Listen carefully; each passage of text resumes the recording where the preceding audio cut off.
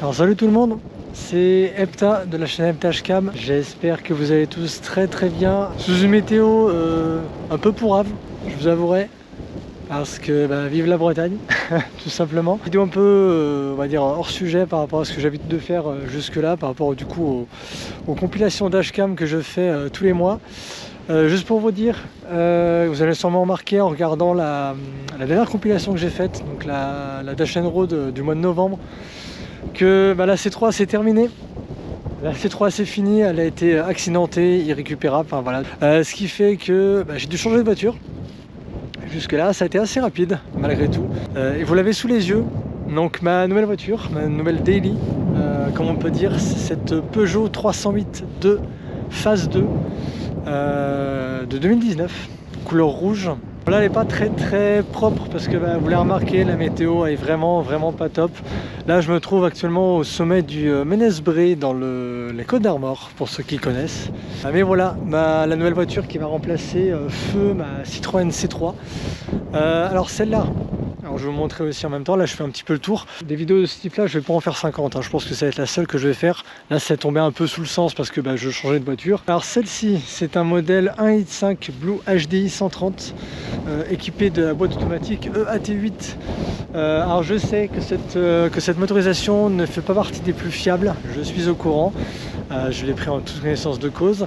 Malgré tout, moi je fais pas mal de routes, donc voilà, comme avec ma C3 qui est équipée du 1 litre de VT 82, l'ancien nom du PureTech tout simplement. Cette motorisation là n'est pas forcément connue pour sa top fiabilité, notamment au niveau de la D-Blue et de la chaîne d'Arbracam.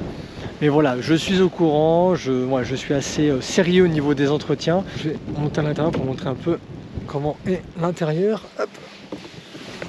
Alors, donc voilà, alors, par rapport à la dashcam, parce que forcément cette chaîne parle un peu quand même de dashcam, elle est là, hein, la dashcam, je l'ai installée, j'ai réussi à faire courir le câble là, passer dans les montants de porte, passer sous les plastiques. Et donc cette voiture, alors attendez, je sors un peu les clés. Hop, par contre la radio, ouais s'il te plaît, merci.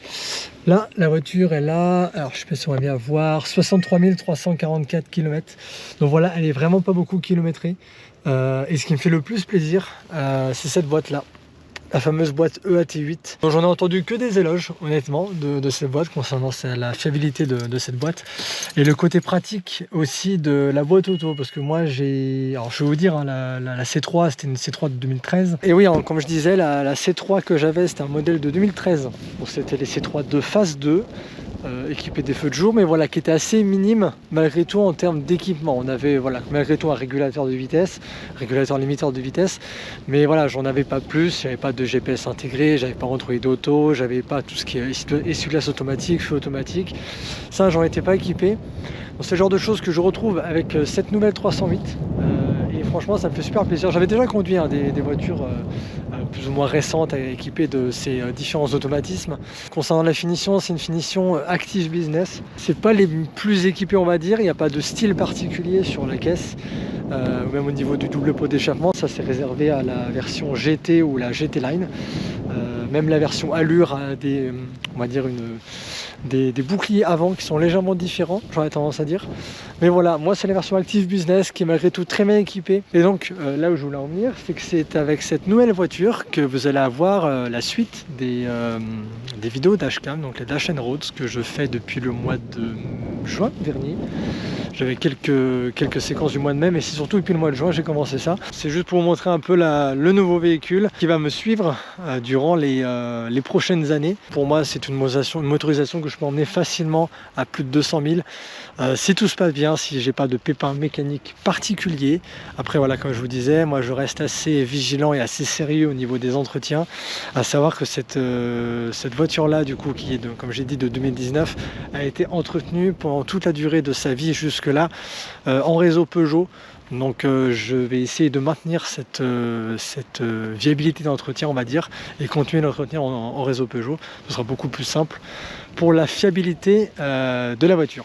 Voilà, écoutez, moi je vais vous laisser là, sous ce magnifique décor de ciel couvert breton. On se retrouve du coup le 5 janvier pour la compilation Dash & Roads du mois de décembre.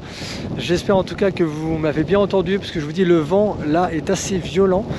Voilà, bon, on va voir ce que ça va donner au montage. Moi sur ce, je vous laisse, à plus, portez-vous bien et ciao tout le monde.